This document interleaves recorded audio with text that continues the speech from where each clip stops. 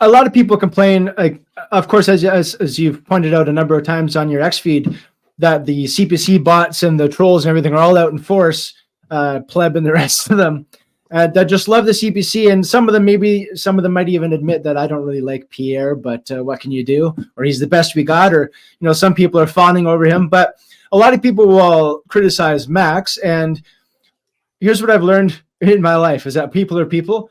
And people, including myself, fuck up. We make mistakes. We're not perfect. And, and sometimes we do things that other people don't like. But you tell me somebody else that, at least in the political sphere, that is making that stand. And I think whether it's Max or not, or whether it's the PPC or not, the idea behind what they're doing, the populist idea, I think is that way forward. And so far on the federal stage, they seem to be the only ones doing it. Can you speak to that? Yeah, there's going to be objections to any human being because we're all human beings. So you can marshal bad objections to someone and repeat them enough, and people that don't want that, it satisfies something they want to be true. They want to take the path of least resistance. So they're eager to believe bad objections. Like Max is a Frenchman. He's the most atypical Frenchman ever. He wants to end equalization payments. He would be the only politician the West could vote for in a federal system that would let them keep all of their resource money and not have to give it to Quebec or the Atlantic provinces. So it really is these weird, bizarre objections that would happen with anyone. There's no one better. When I want to continue this conversation, I want to go, who in your imagination are you imagining that would be the best leader and not have passed all the tests that Max has passed? I understand that he used to be part of an establishment party, but he left them. He actually tried to reform it. It did not work. And he said, okay, well, I'm not going to be part of this. That's great. You can actually speak for yourself. He has told his donor class that I'm not going to be on board with what you guys want, which it's all these people are for sale. He lost the leadership race. He could have had it all. He could have had the maximum grift. He could have been Pierre Poilievre making tens of millions of dollars if he just said that he will fix dairy prices for the dairy cartel. But because he said no, they mass registered in the final round of voting, and Andrew Scheer beat out Max Bernier by cheating, and it's legit cheating.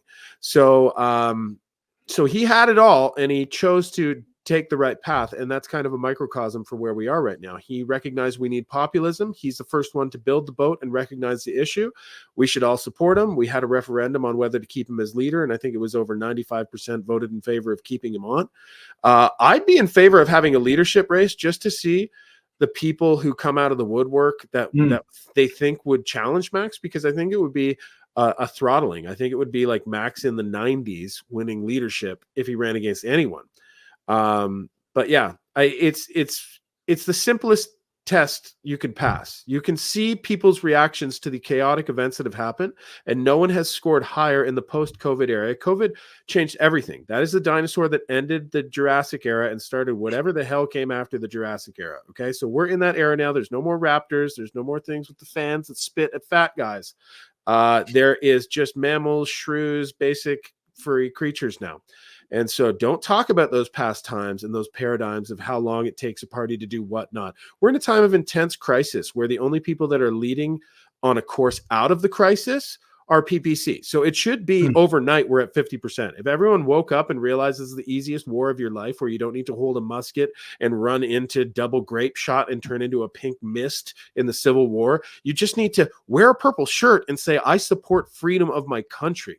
And I will agree to not be divided into these groups that they want to keep us sliced into and at each other's throats. There's a way through it. It's nationalism. The banner to do that in is populism. We've had many movements, but they haven't coalesced under one guiding principle or force. And that's what PPC has done. But there's also a matrix move to go, keep your politics out of here, man. That's the most counterintuitive thing ever. All evidence points to connecting political parties with political movements. That's exactly what the Dutch farmers did. They went from nothing to majority overnight by doing it. So when BJ Dichter is telling you to keep politics out of it, that's probably your cue to get politics into it, because he is a matrix agent after all.